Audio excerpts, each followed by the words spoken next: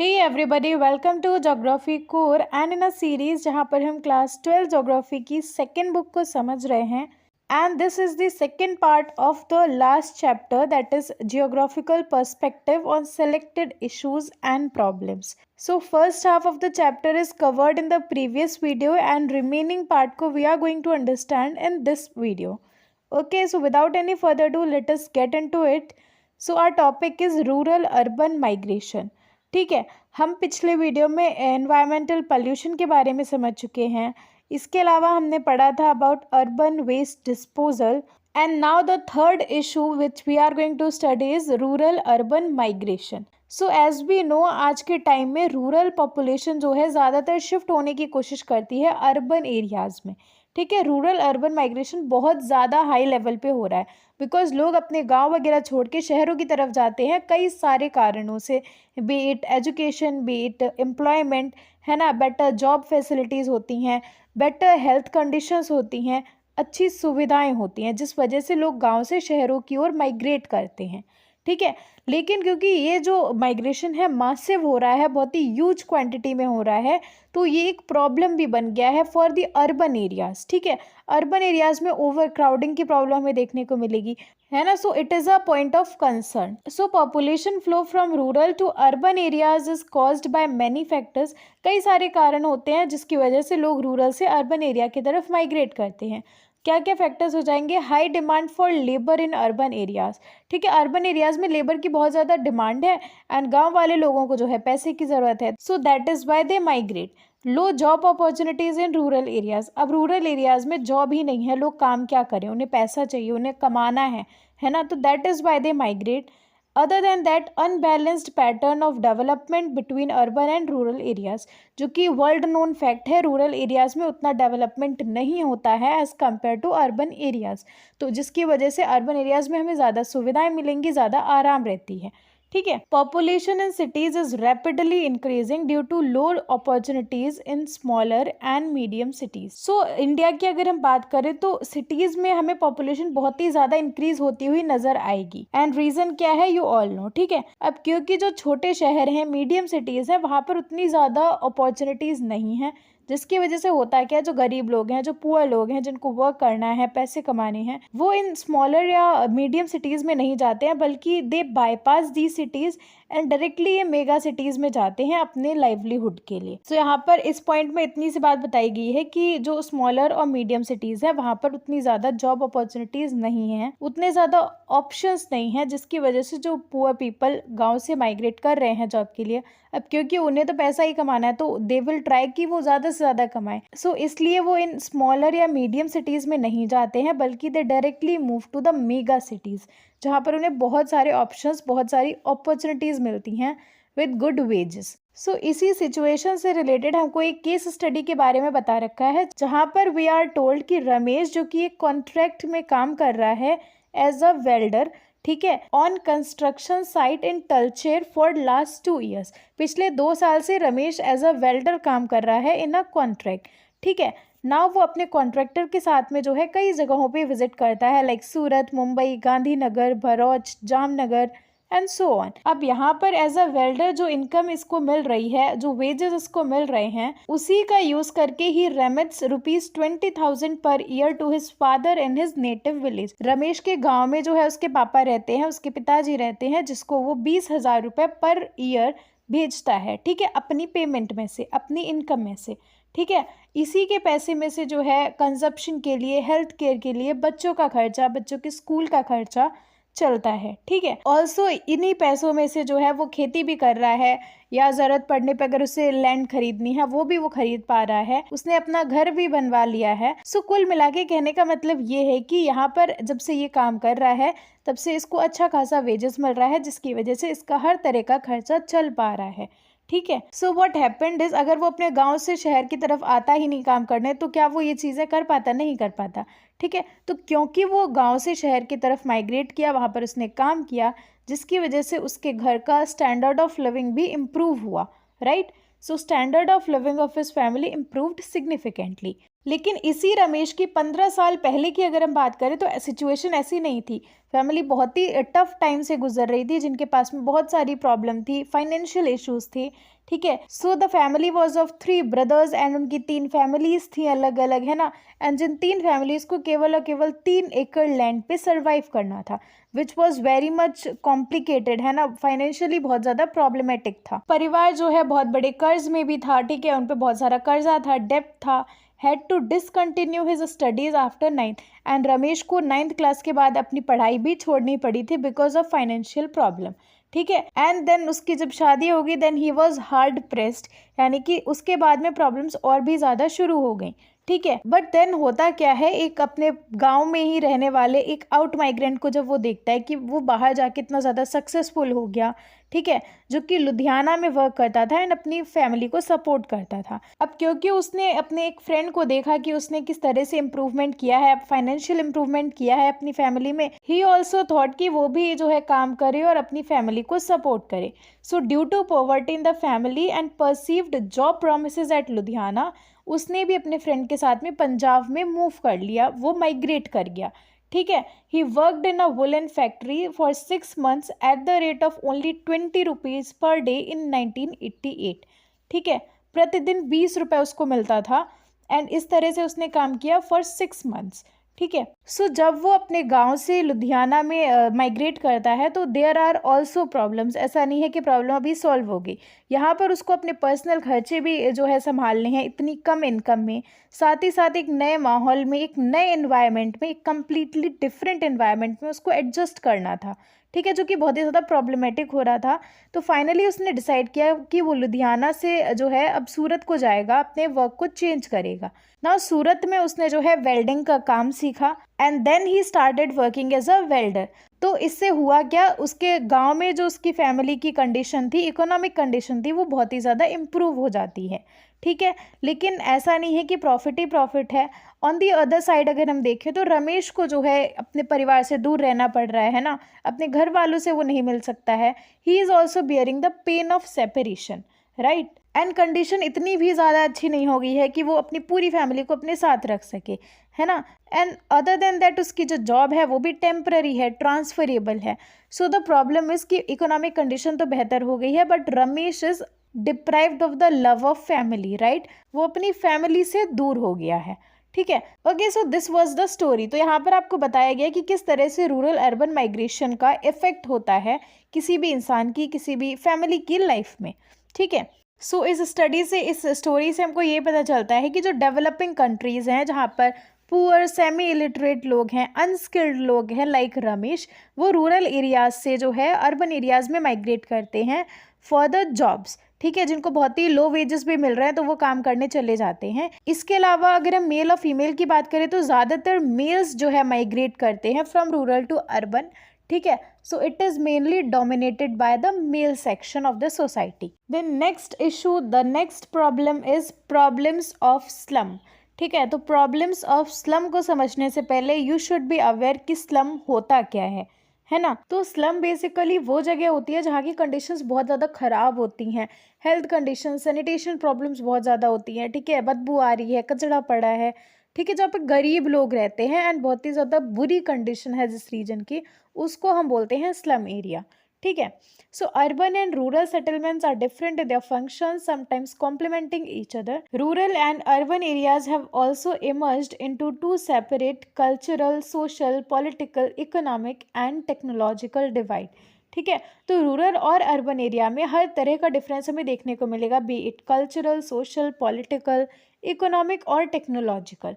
ठीक है, India, which has a predominance of rural population and where villages were considered the ideal republics by Mahatma Gandhi, most of the rural areas are still poor performing primary activities.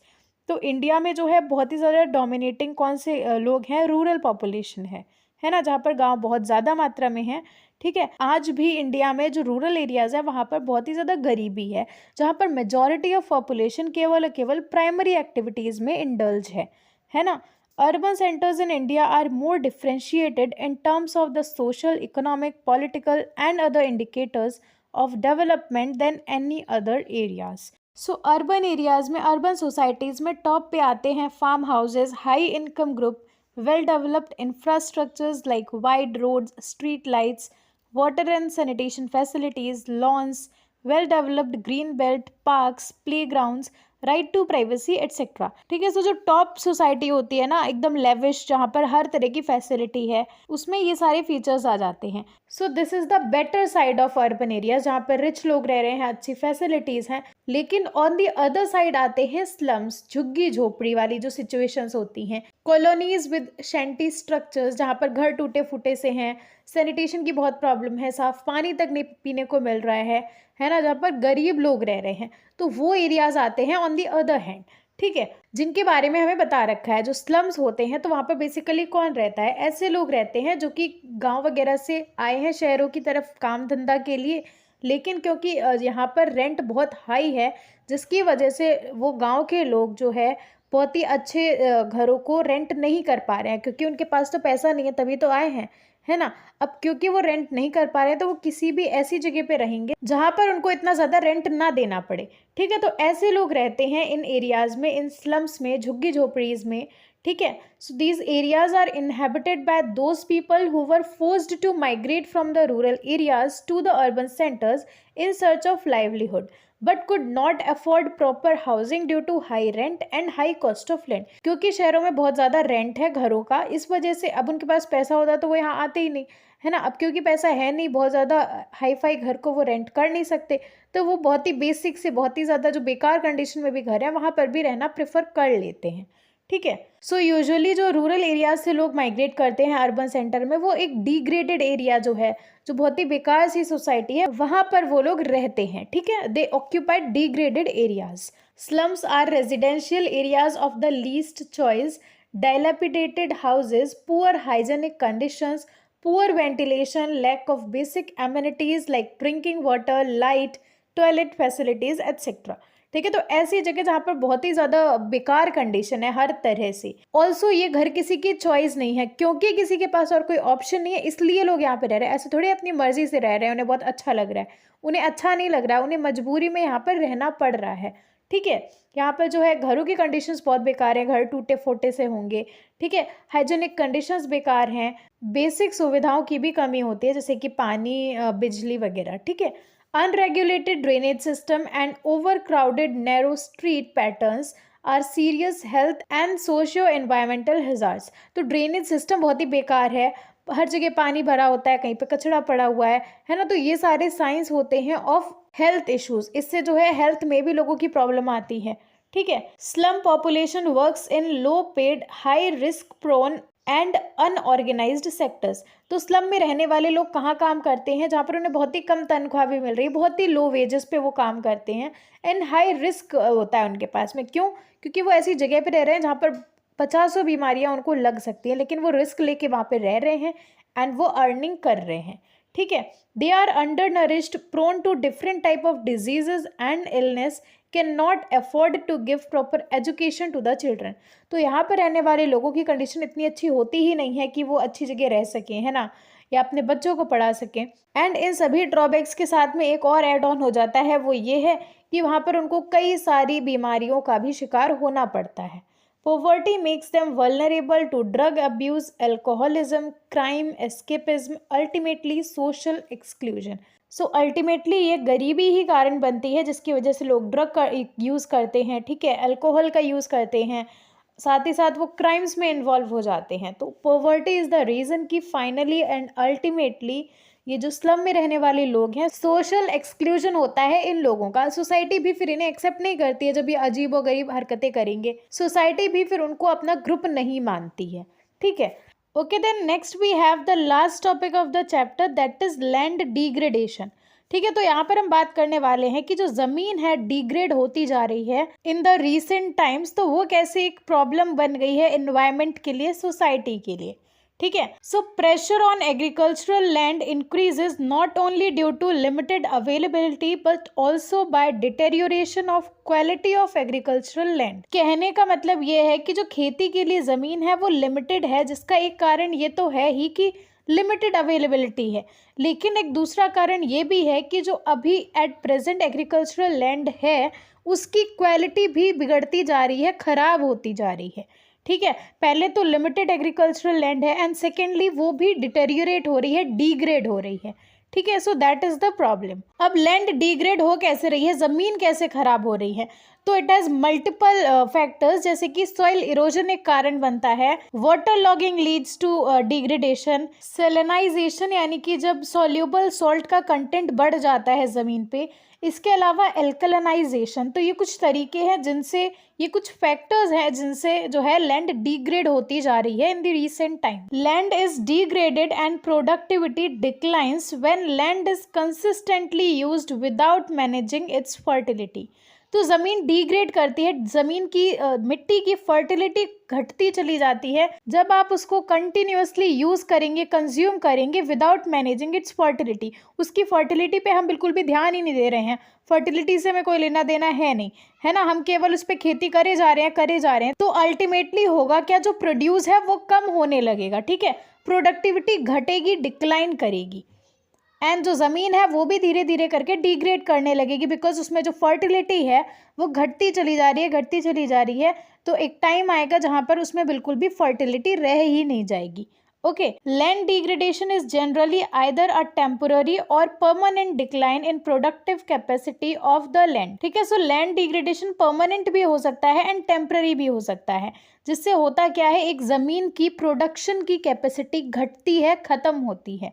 ठीक है ना, एक ज़मीन जो कि degrade हो गई है, खराब हो गई है, जिसमें फर्टिलिटी नहीं रह गई है, ठीक है, तो वो क्या करेगी, वहाँ पर आपका प्रोडक्शन भी तो नहीं होगा, आप खेती करेंगे उतना प्रोड्यूस ही नहीं मिलेगा आपको, है ना। तो ये लैंड डिग्रेडेशन टेम्पररी भी हो सकता है and it could be permanent as well. All degraded land may not be waste land but unchecked process of degradation may lead to the conversion to wasteland। तो wasteland का मतलब होता है बंजर जमीन, जहाँ पर अब आप कोई उपज नहीं कर पाएंगे, जहाँ पे किसी चीज़ को ग्रो नहीं किया जा सकता। ठीक है, तो हर टाइप की डिग्रेडेड लैंड को हम वेस्टलैंड नहीं कह सकते, बिकॉज कई सारी ऐसी ज़मीनें भी होती हैं जो कि डिग्रेड हो गई हैं, लेकिन उनकी फर्टिलिटी को रिटेन किया जा सकता है बाय प्रॉपर मेजर्स। ठीक है, तो इसलिए हम हर एक डिग्रेडेड लैंड को वेस्टलैंड नहीं कह सकते, लेकिन अगर बहुत लंबे समय तक उस डिग्रेडेड लैंड को ध्यान नहीं दिया जाएगा, वहाँ पर प्रॉपर मेजर्स नहीं लिए जाएंगे, तो that will convert into wasteland. ठीक है, The two processes that induce land degradation are natural and created by human beings। तो लैंड डिग्रेड होने के पीछे दोनों का ही हाथ है, नेचर का भी और हम इंसानों का भी। ठीक है, national remote sensing centre has classified wastelands by using remote sensing techniques and it is possible to categorize these wasteland according to the process that have created them, which means जो नेशनल रिमोट सेंसिंग सेंटर है उसके द्वारा जो different sort of wastelands हैं उनको classify किया गया है इस आधार पे कि कोई भी ज़मीन बंजर किस कारण से हुई है। ठीक है, नेचुरल एजेंट्स की वजह से कई सारी वेस्टलैंड हमें देखने को मिलेंगी, as gullied, ravinous land, desertic और coastal sands, barren rocky areas, steep sloping land, glacial areas. तो ये नेचुरल एजेंट्स हैं। ठीक है, land such as water locked and marshy areas, land affected by salinity and alkalinity, तो इसके कारण होते हैं nature and human beings as well. So it is caused by natural as well as human factors.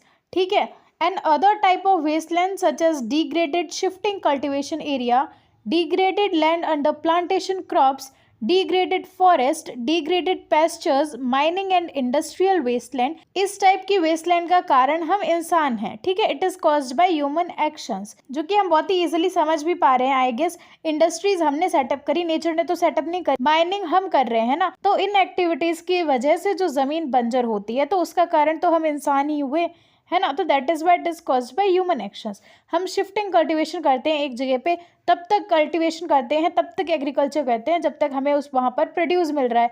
जैसे ही हमें दिखता है कि वहाँ पे फर्टिलिटी खत्म हुई, हम दूसरे एरिया में शिफ्ट हो जाते हैं, दूसरी लैंड पे हम सेम प्रोसेस करते हैं, है ना। तो यहाँ पर शिफ्टिंग कल्टीवेशन कर कौन रहा है, हम इंसान कर रहे हैं। सो दैट इज वाई उस एरिया में वेस्टलैंड हुई है हम इंसानों के एक्शन की वजह से।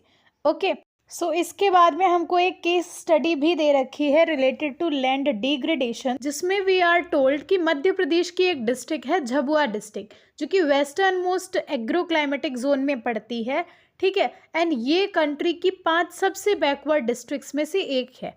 ओके, सो यहाँ पर हमें हाई कंसंट्रेशन देखने को मिलेगा ट्राइबल पॉपुलेशन का, जिसमें से मोस्टली भिल कम्युनिटी के लोग रहते हैं, ठीक है। यहाँ पे लोग गरीबी से सफ़र करते हैं, पोवर्टी से सफ़र करते हैं। एंड कारण क्या है? High rate of resource degradation both forest and land.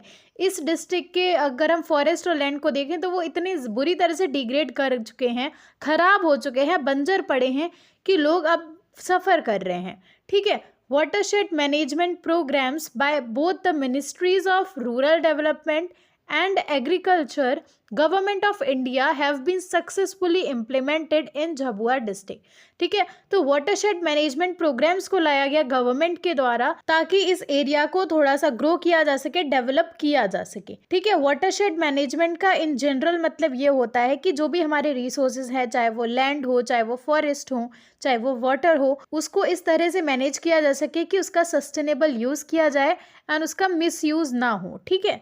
तो इसी को हम बोलते हैं वाटरशेड मैनेजमेंट। सो इस तरह के प्रोग्राम्स लाए गए इस डिस्ट्रिक्ट में, which has gone a long way in preventing land degradation and improving soil quality. काफ़ी हद तक इन प्रोग्राम्स का असर भी देखने को मिला है हमें इन दिस डिस्ट्रिक्ट, ठीक है। The ministry of rural development implemented by Rajiv Gandhi mission alone has treated 20% of the total area under Jhabua district. तो रूरल डेवलपमेंट मिनिस्ट्री के द्वारा अकेले ही इस डिस्ट्रिक्ट का 20% एरिया को ट्रीट किया जा चुका है इन द लास्ट 5 years, ठीक है। So that was the case study related to land degradation. And with this हमारा जो चैप्टर है कंप्लीट हो गया है। And if you haven't watched the first part of the video, do check out from the description box. Also, if you want the notes of the same, so you can check out the Telegram channel link from the description, जहाँ पर आपको सारे notes मिल जाएंगे. And that's it for the video. Thank you so much for watching. Do like the video, subscribe to my channel. रुक जाना नहीं.